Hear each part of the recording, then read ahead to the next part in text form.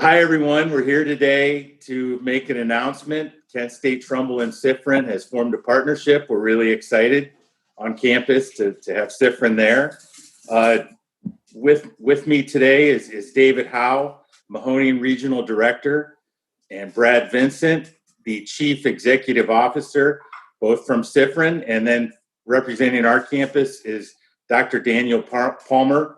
He's our Interim Dean and Chief Administrative Officer.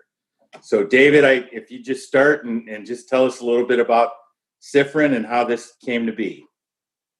Sure. First off, what I'd like to say, it's an honor and a privilege to be part of the Kent State family, and that's how we felt since meeting with Dan Palmer, and also before that with Vice President Ritchie, as well as Dean Seacrest from Kent State Stark. So Siffrin's been around since 1976. And over the years, we've grown to where we've been able to offer services in 8 different counties, service 900 individuals in different areas of supports, community supports and group home living, employment supports, transportation, and day services. In 2016, we opened Siffrin Academy in Austintown here in Mahoning County. And in the first 2 years, we went from 8 students to 40 students. And what that told us was that there was an opportunity for individuals to come and be offered maybe a little bit different services than they had typically been getting in their traditional day service settings. And in Siffrin Academy, we offer further education by way of different math and reading and independent daily independent living skills. And what we do is we prepare them for employment and for life, on their own. And that's the ultimate goal, is to take students with disabilities, teach them, train them, and be able to get them into a life of their own and to be able to get into a job. Hopefully, that's the ultimate goal.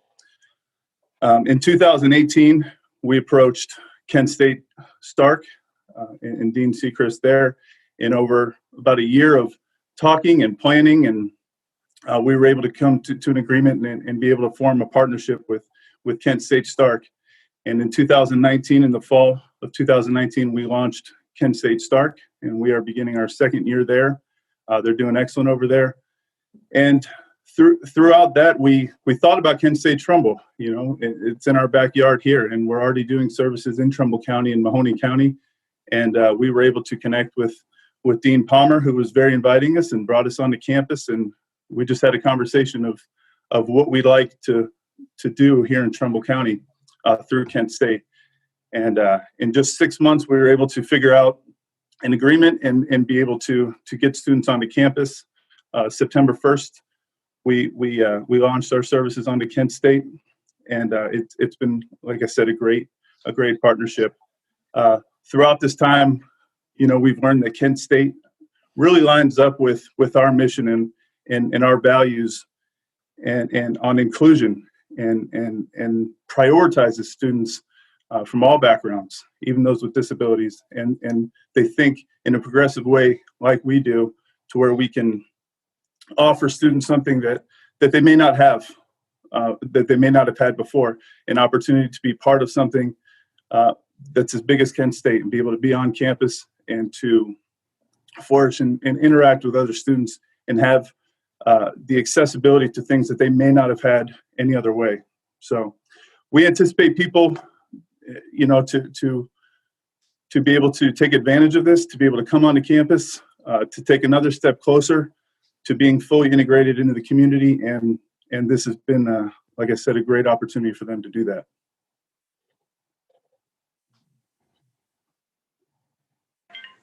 That's fantastic. And with this today, I mentioned Brad Vincent, the Chief Executive Officer. Brad, if you want to hop on and say a couple words. Yeah, David put it very well, but I just want to thank Dr. Daniel Palmer as well and his staff, who just welcomed us with open arms. And again, just embraced what we want to do with the program. This has been on Siffrin's bucket list for a long time, because one of the things that we do at Siffrin is we try to break down those barriers, the social barriers, financial, environmental, physical barriers that exist in the community for people with disabilities. And I believe that Kent State's in the front of doing that as well. So this is a great collaboration that we have with them. So again, I want to thank them, and we expect a lot of good things coming from this partnership that we have. So thank you, Dan. I appreciate it very much. Excited about it. Fantastic. Dan, if you just want to say a few words about this partnership and what it means to our campus. Yeah, absolutely. You know, when Brad and David first came to me,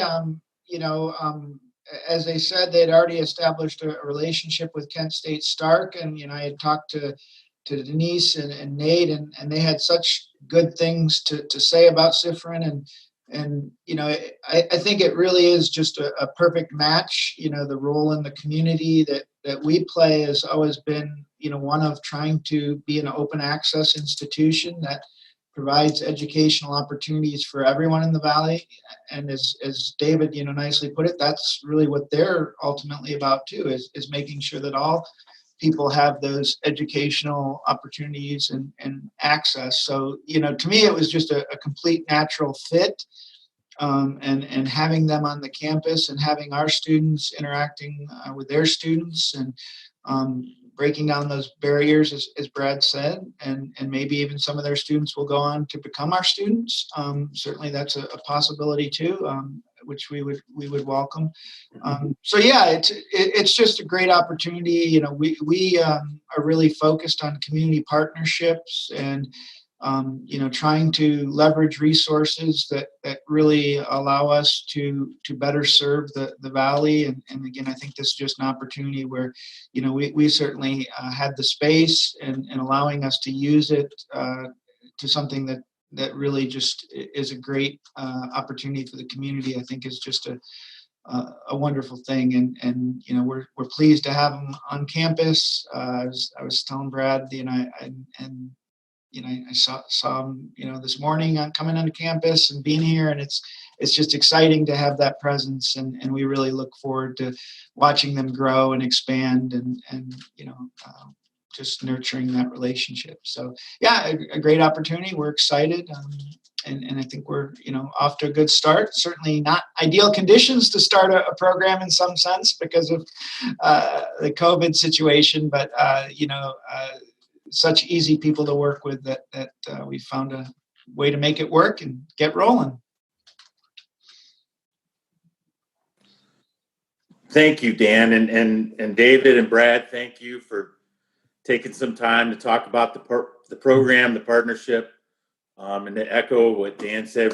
We're just really thrilled to have some folks on campus and So are we. Doing some really good things. So yeah, it's one of those things where you try your best to look for creative opportunities for people with disabilities, because you do surveys and you ask questions, and people with disabilities, you ask what they want, and they say, well, we really, we want to go to school, we want to have friends, we want to have a good job, we want to make money, I want to see my family.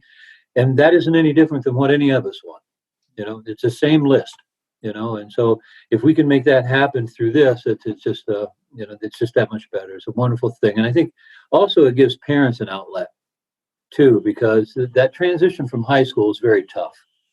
You have your school friends, and you have your teachers, and you're transitioning into the community, and many times you may go to a day service program or what was called sheltered workshops and that type of thing. But now it's more of a natural course of events. Well, you graduate from high school, and now it's time to go to college.